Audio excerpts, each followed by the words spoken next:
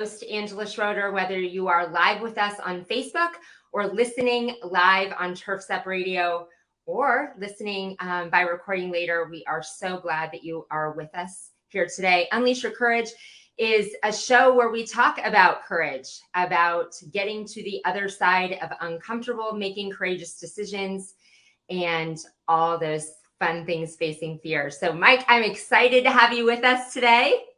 Hi, how's it going today? Oh, we're going to dive into lots of fun stuff. And if you're on with us live, thanks for your patience. Brand new time, which we are excited about being on live. And then we had a little bit of technical difficulties. I was telling Mike, I made my biggest brave maneuver ever, I would say. I was behind a huge accident on the here in Omaha, and I actually decided to be brave and get out of my car, which I wasn't supposed to do, and go up to the policeman and say, I really have an important show I need to be on and need you to maneuver me out of this. That's so awesome.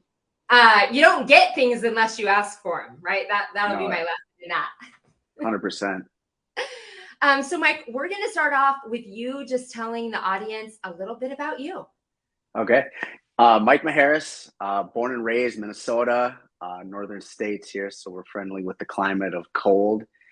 Married to my wife, Ashley, of now 13 years this upcoming September. Her and I are business partners, life partners, co-parenting 3 beautiful children, a set of 10-year-old twins and a 13-year-old daughter. Got a golden retriever. We're about as basic and average as the suburban family goes. Oh. And tell us about your journey we'll launch right into that, your journey of starting a business. We talked a little bit about that before the show, of just diving head in and what that decision was like for the two of you. Yeah, so I don't know how to say it like easily. Like Ash and I, before we started our company, had zero experience in window cleaning and pressure washing. We had we were college sweethearts. So we met in college, working actually at Olive Garden as servers. So we both kind of had high ambitions through school. We graduated college with zero debt, worked our way through school, always planned on being like really responsible, and we had high ambitions.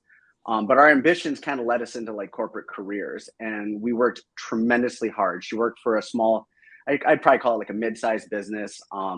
Did about 10 years in the accounting and finance group with that company. I had a background in sales and marketing, so I did about 10 years myself working for a large telecommunications company. And we put a ton of energy into our careers. So much so that it wasn't just like time and energy, but we were like diligently saving, where it was like 10%, pre-tax savings goes right to retirement, putting all of our eggs into like this, like work a career for 30, 40 years. And next thing you know, you get to like punch your card one last time, call in retirement, and kind of ride off into the sunset. Like we wanted to be so cliche in the way we were going to, go through our lives and our working careers. And it was probably about 9 years in where we started to feel really like uncomfortable with what was happening, right? There was a lot of people that were rising and getting upward mobility in our organizations, recognition. The companies we worked for, albeit really, really great companies, for the most part, kind of started to, I don't want to say overlook us for opportunities, but like we were one of many people looking to grow their careers. And, we were really depending on somebody making a decision and investment in us in order for us to kind of go to that final net goal.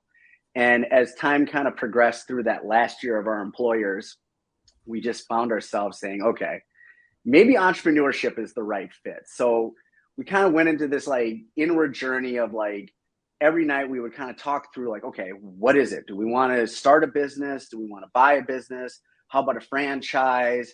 What about a side hustle? And like, you just kind of started doing like this big exploration of like, what it means to own a business. Cause I think that's what we wanted, was to own something that was all on our own responsibility and given us all the keys to be as successful as possible. So as it kind of came to that point where we decided we were going to start a business, or buy a business, we kind of started digging into like, okay, well, what does it take to buy a business? And ultimately we came across a Craigslist ad of all things for a guy that was selling a window cleaning company. And this guy was just a friendly, nice guy. He'd been running it for almost 10 years himself. And as ironically as it was, he actually was from our town that we lived in. Like that's where he grew up. So we're like, oh, this is kind of strange. And as we dug deeper into like his financials, so Ashley, like he handed Ashley an income statement. Like Ashley was all over it, like digging deep in the financials. I'm asking him tons of questions about like marketing. Everything and anything that we asked this guy had nothing to do with the technical side of his company. Like window cleaning, we didn't care if it was a window cleaning business. We cared if it was a healthy business. Yeah. And it kind of was. Like the guy was like doing like maybe $300,000-$400,000 in revenue. He's had a steady growth pattern year over year. Had like 4 or 5 employees, and we kind of started asking him questions like, okay, so what does it look like, your next 5 years? He didn't have answers. And like Ashley looked deeper into the income statement. She's like, why is it arranged like this? He didn't have answers. And we kind of walked away from this meeting like, hold on a second here. This guy could barely business his way out of a wet paper bag. And he has, coming on trend to a $500,000 company. And we think we could do this. So we're like, oh, we're just going to go ahead and start a window cleaning business. So we went to YouTube University, dug all over Google. Shout out to Chris and Alex at Window Cleaning Resource and the old school forums that they were hosting that had just tons and tons of information. And then next thing we know, we after watching about 24 Keith Kalfas videos, we're ready to clean a window. And it was probably the funniest crux of this whole story is like, we decided in secret we're going to start the business. So we didn't tell anybody. And we were like that very typical, like working in silence every night, staying up until midnight after our day jobs, building the website, learning about the trade, learning what we need to purchase. And we were like, okay, we're going to tell people now. So we had some friends over, really close friends of ours. And we had them over for dinner and drinks. And I come out of the basement. I had my window cleaning belt on, and I kind of jumped into the kitchen. I'm like, guys, we're going to start a window cleaning business. And I'm telling you, the look on their face was just terror. Like, what in the heck is going to happen? Because, I don't want to say we were respected for our decisions, but we were always committed to being really responsible. Like I said, no debt from college, saving generously and making sure that we had ourselves set up for the future. And we just we're going to cash in our retirement savings to clean windows. And, that was the story of okay, we're just crazy. And we pretty much okay, now is the point where we probably have to reevaluate. And that was probably the only time in this whole process that we even had the tiniest shred of doubt. It was 100% only confidence running us to that place. And then when we told our parents, they were supportive. They wanted to see us do well, but ultimately they were scared because we had our whole nest egg on the line. And it was Ash quit her job. I quit my job. And it was February 1st, 2017 was day one. So that kind of brings us to how we got started, if that kind of provides some context and background. Yeah, absolutely. And you are a great storyteller, Mike. I love how you, went through all the emotions of how you started, the thought got there, and then the end of that. So we're going to dive into this before we go on to what's going on now and different things in your story. I love the part of in corporate career that you guys knew that about each other, about your partnership, that you were really driven for success and meant for more. And then had that unsettled feeling. And you describe it really well, of the path that most people in this world are on. Just going to just keep putting in my days and until I cash that final thing, and this is it. And I really don't have any control. I'm going to this arbitrary deadline, and then I don't have any other way to grow or get income. And you also said it really well in, so it's crazy because I'm trying to take notes and look at you and listen and do all the things at the same time. But you were depending on somebody else, in the corporate world, and forever most of the time when you're working for someone else. I think as business owners, we try and switch this up, but that you were just depending on somebody else to decide if you could have success or not. Depending on them to choose you. There was a whole bunch of people they could choose, and you couldn't move up, make more money, do more in your life unless somebody chose you to, handpicked you to do that. And that's one of the biggest things as business. I mean, there's so many, But as business owners, right? Like we can have an idea and be like, "Ooh, this path of income, and I'm going to do this, and I'm going to get Yeah. on this path to success." And I think for us, I can look back on like a conversation. It was probably like 2 years into the business where like we were starting to see a little bit of success. And, you know, it was like, you through obviously like Facebook and the lens of social media, you're only showing the good stuff. So I had like one of my past coworkers I had met in person, and he was like, "Wow, you're doing great. I can't believe you took this bigger risk and seeing how it's paying off." And I first said, I'm like, "Well, hold on a second. I didn't take a risk by doing this. I would have taken a much bigger risk by staying where I was because I was losing control by the day." And then to that flip side, I'm like, understand, like every single day, you have to show up and being ready to completely fall on your face. And I'll tell you, like, there's a little bit more kind of fun if you enjoyed the lead up to like this. Yeah. Like our first year in business was probably the most comical like series of events.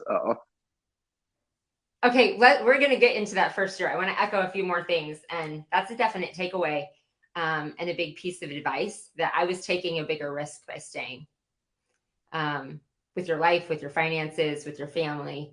That yeah, you were taking a bigger risk by staying.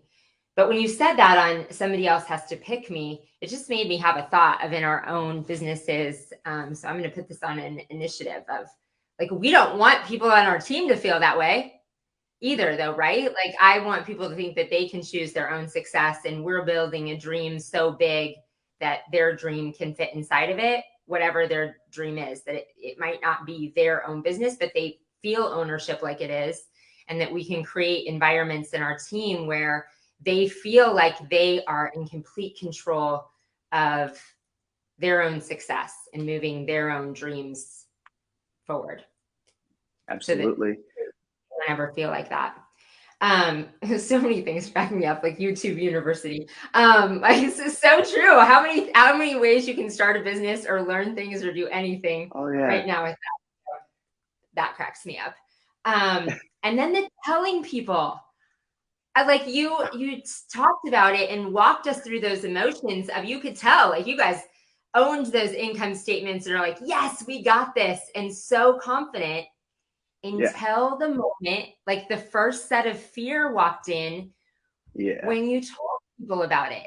And they thought you were crazy. And I talk a lot about, I'm really passionate about with young entrepreneurs, especially like we've learned to guard ourselves a little bit more, but how important it is that you get yourself a tribe right away of other entrepreneurs that aren't just mentors, but are that safe space, because you can crush a business. That is one of the biggest things that can crush a business in the first 3 years. When businesses fail in the first 3 years, one of the biggest reasons I believe is because people are telling their dreams to people outside that circle, and common people, regular people that are working corporate jobs, ask those what if questions that make you scared and make you think you're crazy, instead of having a tribe of people. Like, have you felt that, like now that you've gotten in the community and have a tribe, what a difference in those conversations are? I think, yeah, that's exactly the way you would describe it. It's like, you know, I think there's something that said like you are the net average of like the 5 closest people you spend time with, right? Mm-hmm. And like when you kind of see, like you look around, you're like, okay, so who are those 5 people? Well, for me, it's me, or it's my wife Ashley, and it's our 3 kids, and our dog is like the people I keep in the closest circle because they're the ones I trust the most and they're the ones that cheer me on the most. And then for the people that I let in like my professional life, I mean, there's enough people that I've like come to build relationships with that do share these like vulnerable moments, and they tell me things that like they've spent millions of their own dollars to learn these lessons, and they volunteer them for free. So the amount of value by finding that group of people professionally is absolutely incredible. Yes. Like you said, those people professionally not only share the things that they've learned, share the mistakes, help you with the blueprint things, help you with the things that you're right, that they've spent thousands, maybe millions of dollars to learn, but are that safe space to be vulnerable about things that we are honestly scared about and need help with. But I think it's also so important that we find those people that are safe to share our dreams with. And that's what I talk to young entrepreneurs a lot about with. Like, it's not always a safe space to tell your parents, sometimes to tell your partner, most of the time to tell your friends about your big dream to grow your company, because they will tell you all the reasons that you can't. Oh yeah. So, Well, and I think for the most part, they want to see you do well. But like, I think there's always like this general weird assumption that people have that like, I have to lose in order for somebody to do well. Where like, yeah, if you honestly get true about what the opportunity and abundance is like, there's more than enough for all of us to do really, really well. And I think that's where you have to probably get a little bit more clear about, you know, what's happening. Is you have to be real about there's so much opportunity for all of us to be successful. absolutely. If you are in Facebook Live with us, I see that there's people watching. So if you register your name with StreamYard, we can see who leaves a comment. So thanks, JC, for checking in and saying hi. What up, So leave us JC? a comment. Ask Mike a question. Okay, now I want to hear the story about the first year story, Okay. since you're a good storyteller. Okay. So Ash and I, in our careers, our final year was like one of our best earning years. We had made more money than we had ever made combined. And we were finally doing well. We had crawled out of medical debt from having our twins, and we were just feeling finally like a level of success. As a matter of fact, we like made the transition, turned our old house that our first house we bought into a rental property. So that was a cash flowing investment property. We bought a brand new house, which was kind of our dream house that we're in right now.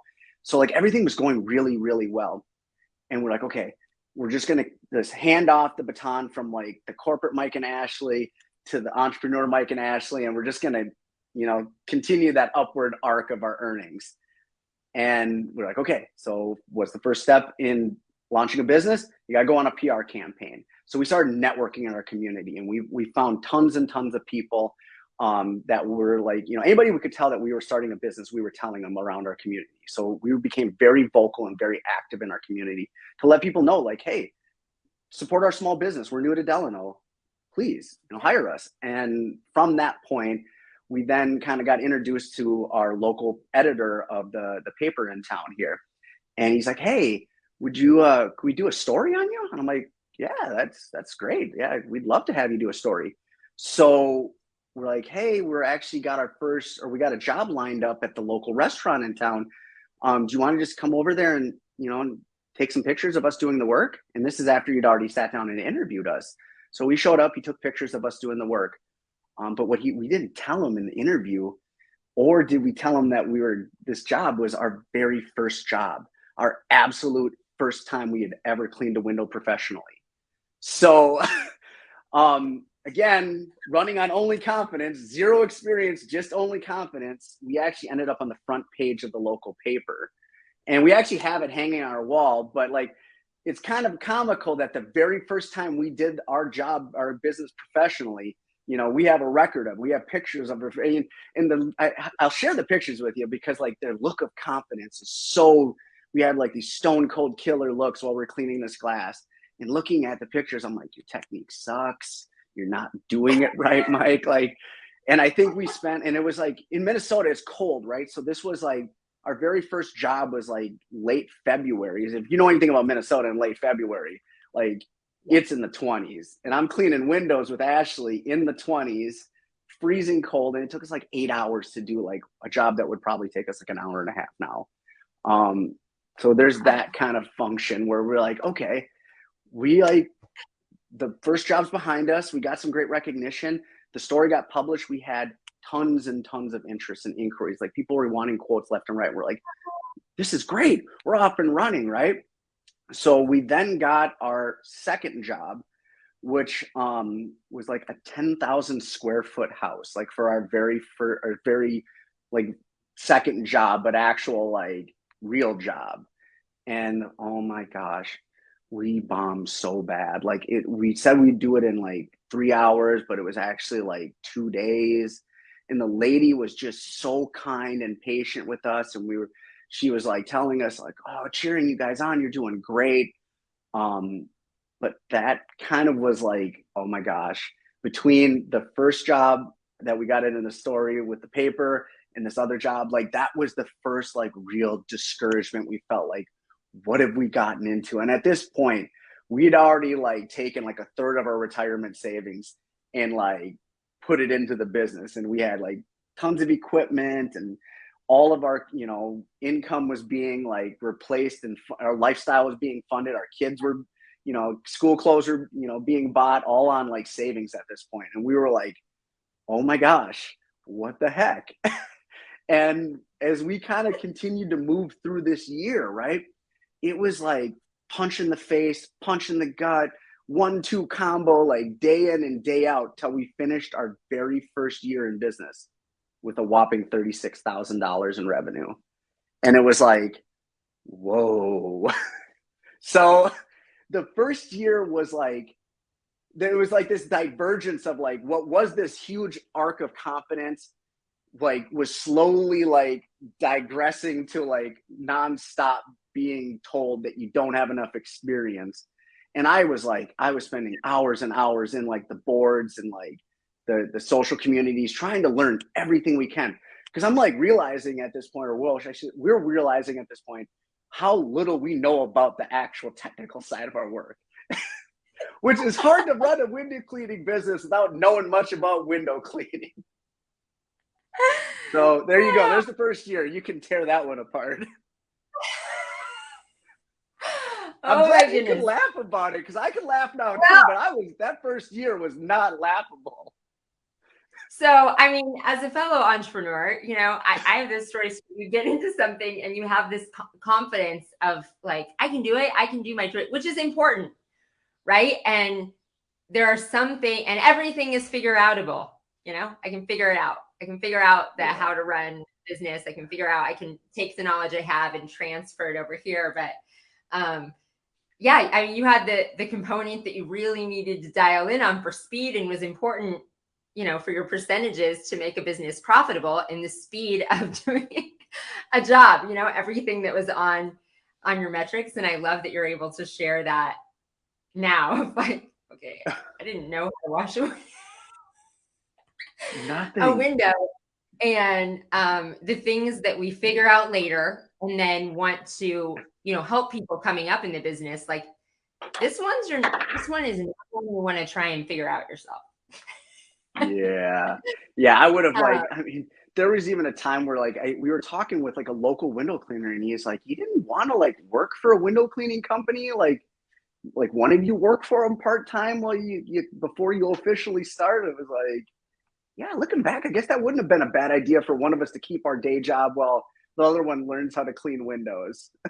Well, or it's always the looking back, right? I mean, I have tons of that in my stories. I mean, and now the thing is, at the time, you didn't know a ton of people in the community or really think about those opportunities. And now you have so many friends and associations and things in the place that, yes, now it makes sense of not even work for somebody, but, you know, you could have went and shadowed someone that was doing it successfully and just be like, hey, can I come work for you for free for 2 weeks and learn how to wash the window or things like that. I had the same experience when I started a dance and gymnastics business. Was my first business right out of college, and knew everything about the dance part of it, but was walking into a facility that also had gymnastics. So I thought, I mean, why not? I can do this. Yeah, right. 23-year-old self thought it was a really good idea to buy thousands of square foot of commercial property and and equipment. And my thing, I realized I did put myself through training. I put myself through a summer of intensive training with US Olympic coaches. So I didn't shadow somebody, so but I did clearly smarter than me. Well, I had people's lives at stake if I didn't didn't spot them correctly. So yeah, right. Okay. Did not have any idea about the liability insurance and all the liability things of having indoor trampolines and people actually doing that might cause death. And so that was my funny, ignorant story that in my first year of business, I thought I had my business plan and cash flow out. And then I'm like, this this is a nightmare. How would you ever make this cash flow? Yeah. The business I side of the business actually has to work out. I quickly figured it out, but it was an obstacle that I thought, oh, this would have been a lot more profitable without the indoor trampolines that looked fun. Lessons we have to learn. Well, we're going to dive more into that story because it's fun, but we have to take our first commercial break. So we will be right back. Okay, and we're back. We had a little bit, those went on a cycle twice. So we got some extra commercials in, but that means we got to pay the bills. Oh goodness, the fun of me and technology, but my anything that I try and participate in as far as the broadcast doesn't quite go so well. But luckily I have an incredible assistant. And as long as I let my team of virtual assistants run the things, then we're all good. So cool. Oh goodness. Okay. So what did I want to dive back into on that first year of, like you said, the confidence and then the defeating of just that feeling? Like, what did that feel like? How do you feel like you bounced back from it's all going to work out to the reality of, man, we went all in on this, and how are we going to make this work? Yeah. So what was it like? There's a movie like Something About Mary. Shout out to anybody that knows that movie from the early 2000s. But like there was a quote, right? The beans were above the francs at this point. Like that's exactly what it was. Like we could not go back. We are already in the business, that we had already spent the money and invested. So it was like the reality of like having to like reflect back on like what was happened and behind us and what we needed to do to make the corrections was like, that was our only focus. And like one of the biggest blessings I think we always kind of look at in our state we operate our business in is because it is so dang cold in the winter, we can't necessarily do our work. We kind of go into like off season mode is what we call it, where it's like end of December to like beginning of March is a period of time where like, because we can't work, we have no choice but to just kind of sit down and hunker in with how to plan the business and how to strategize and come out, better, stronger, and ultimately have a plan that we can execute, right? Because the one thing I think Ash and I really, really believe strongly in is the importance of planning, right? You either, have a plan or you plan to fail. That's kind of the way you got to look at it. And then when it kind of looks back and you're reflecting on it, you really only have one or two things that goes wrong with the plan, right? It was either a bad plan or bad execution. No other choices to look at. So we really looked at our first year and we're like, okay, was it a bad plan or was it bad execution? And it was bad execution. Our plan was great. We built a brand. We got, tons of leads and we had great opportunities.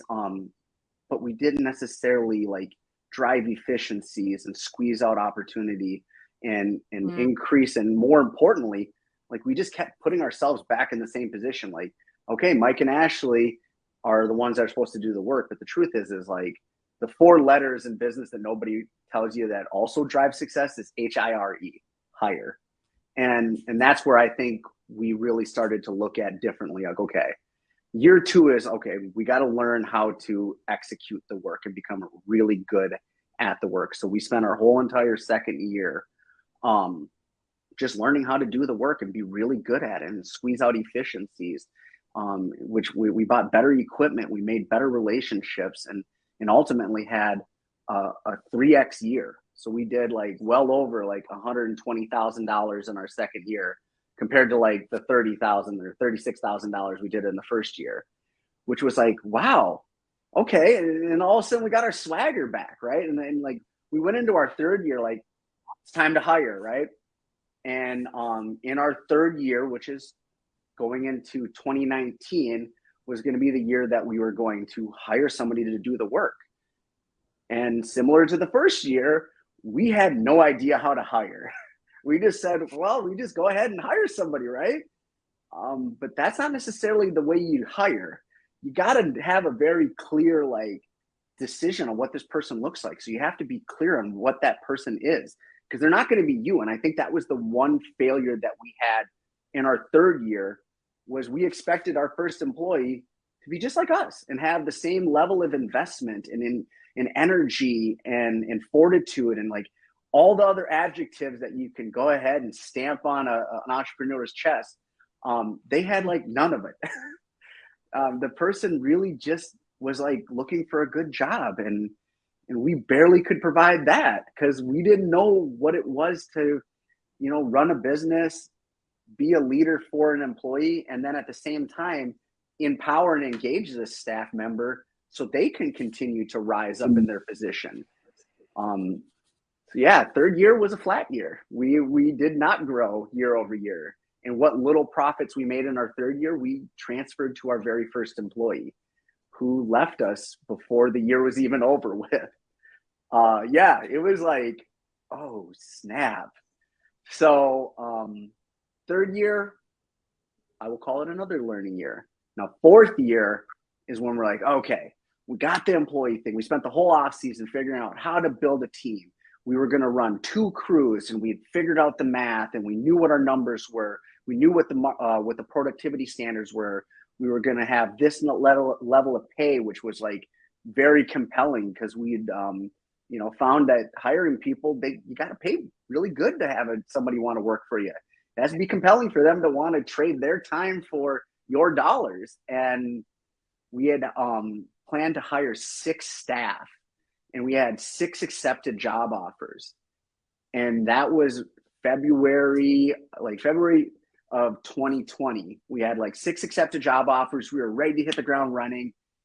And then Governor Walz called the shelter in place order.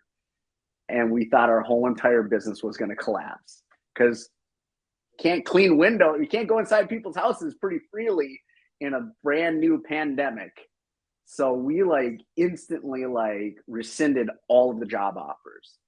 And it was back to Mike and Ashley doing the work. I'm like, okay, we're just going to sit this out. We're considered an essential business because we're a cleaning company. So we kind of like wedged ourselves in a very small window of type of business to say that we can continue to work because we're considered essential. And we started to like see a dramatic increase. And we're like, okay, all of a sudden we had more business than we could handle all of a sudden. And we're like, okay, well now we got to hire again. So we like started calling people that like we were going to have work for us. And like we only could get 2 of them back because not people are in a pandemic. It's probably not good to like take a job offer away from somebody when all of a sudden everybody's jobs are up in the air. So we made it through our 4th year in business. Ash and I split up and divided and conquered. She led a crew. I led a crew. She had a brand new employee. I had a brand new employee. And we actually managed to like grow, and we doubled the business year over year in spite of a pandemic, in spite of having major setbacks. And we're like, okay, confidence is back. We have everything we need. And we're like, we're thrilled, right? And then year 5. Now at this point now, I'll just give the context that we are in our 7th year in business, but in year 5, we're like, yep, this is the year we're going to hire management. We didn't learn any lessons in year 3 about like having brand new titles and like bringing people into our business.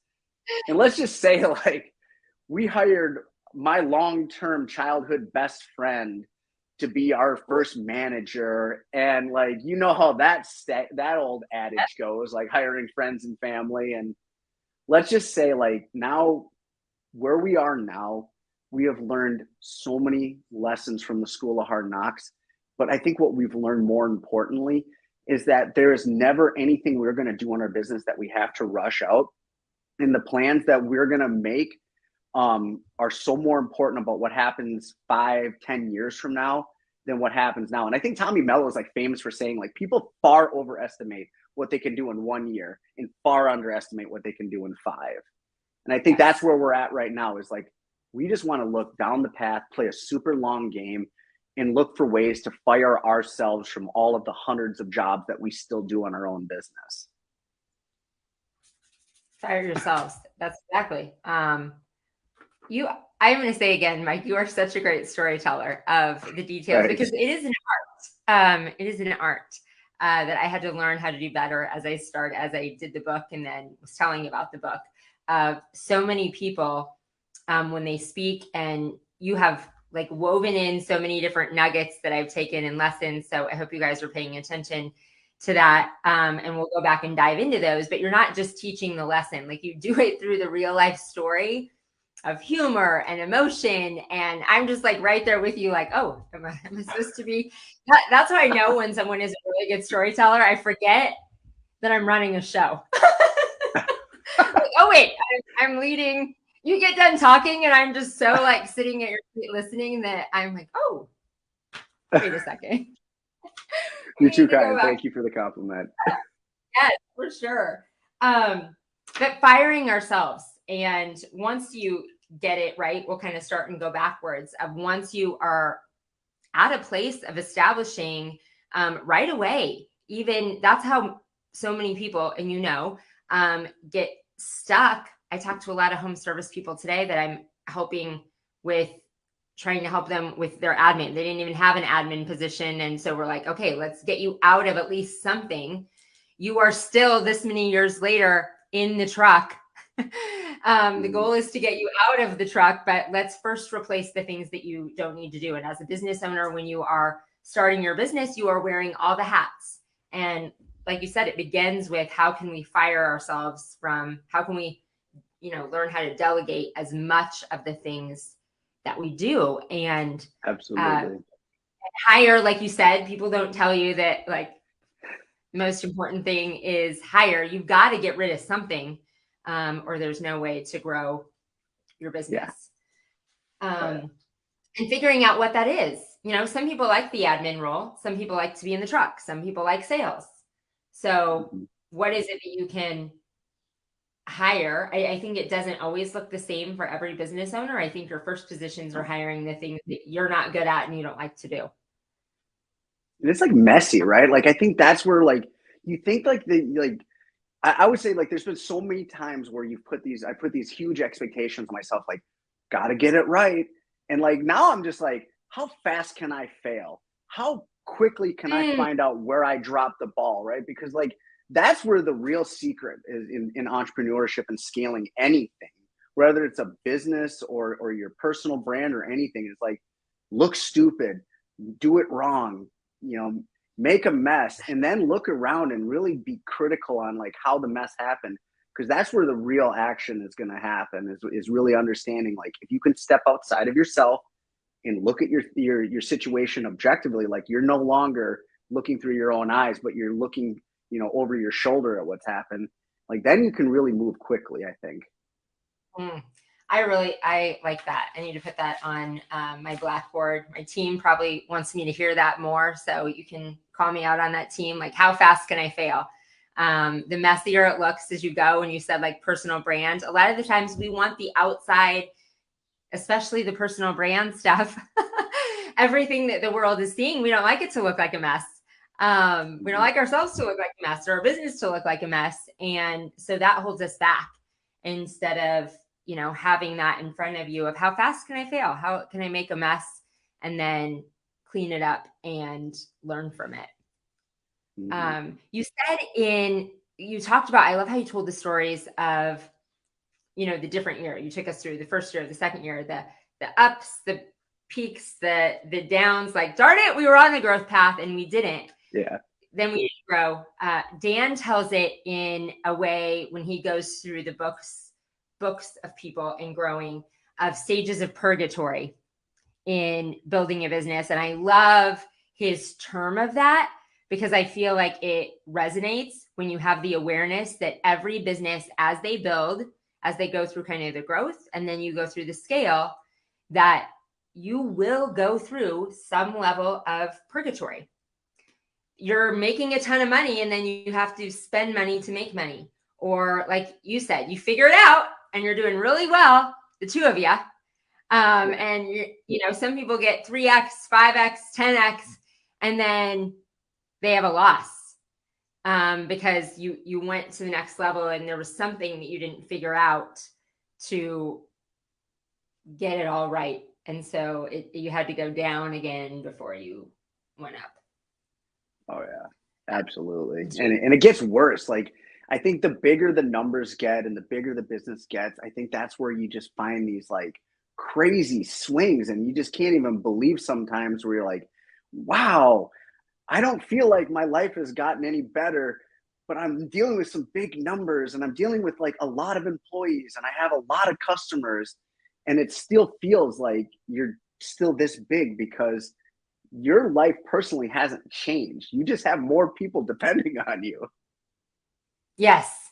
You have more people depending on you. Oh, that's for sure. And you're right. The swings don't change. And that's what I don't think people looking at people with success, when you're saying all you see is the highlight reels on Facebook and people building $1 million companies, multi-million dollar, $10 million companies, they think, oh, they don't have any struggles anymore. Oh, heck yes. There are still the levels of purgatory. It's just scarier because the numbers are a heck of a lot bigger, and you are no longer just the two of you or one person that you can support with through a downswing. There's a lot of people depending on you. So, well, went so quick. Like, I can't even believe the time. Sometimes I'm struggling to get to the end. I'm like, what am I supposed to ask? But I'm like, oh my gosh, how did we get through this? So we'll have to do it again. I'm sure you have a lot more stories. Anytime. If you get to know me at all, talking is not one of my struggles in life. So, well, I look forward to getting to know you better, spending some time with you and Ashley. And getting to know her too. So we always end the episode with a call to action to the viewers of what is one thing that you need to do in the next week to get uncomfortable, to step outside your comfort zone. We know that growth only happens on the other side when we're willing to fail. So I ask you to ask that question. I'm putting you on the spot because I didn't give you that one in advance, but you'll answer it, I'll answer it, and then that's how we'll send the viewers off. They can, you guys, if you want to and you're thinking about it right now and you want some accountability, post it in the Facebook chat of something that you know you have to do. So we'll lead off with you, Mike. What is one thing you need to do this week to get uncomfortable? Yeah, I'll just say it like this. I'm a huge fan of calling your shot, right? So in the spirit of speed of failure, I would encourage anybody to pick a failure this week. Pick something that you've never done before and set out to fail on that son of a gun. And I promise you, when you fail, if you fail, maybe, look at it objectively and take a second to reflect on it and say, so what would have happened to make it a success? And that is now going to be something you can build off of. Oh, I like that. Like, pick a failure, pick something that it's not just uncomfortable. It's something that you're going to go so all in on that, like, failing is likely. You're shooting for the stars, and well, now that puts a different frame of reference on it. Try and fail. I was like, mine is a lot safer. When I was going to say, like, being uncomfortable, it was just going to be a lot safer. JC and I are launching a new podcast, and that is like going to go out into that. Well, I just put it out in the world right now, but we'll be announcing the name and really putting the promotional stuff out there next week. And that's always launching a new thing, but that was just a tiny bit uncomfortable, not something I was really going to fail at. So stay tuned, viewers. I'll post in the group. Mike, that's a big challenge. And it's one thing I'm really going to fail at. That means I got to pick something even bigger to call my shot. I dare you. I got that dare. And that's one of the biggest things as an entrepreneur, right? Somebody dares you to do something and calls you out. You're like, well, I'll be doing that now. So, well, thank you again for your time and all the wisdom and nuggets and energy that you've shared with our audience. It's a privilege to have you. Awesome. Thanks, Angela. Yeah. We are here every week now at noon in the Facebook group and live on Turf's Up Radio. Download and subscribe the episodes so that you never miss one. Thanks again for being with us, everyone. Till next week.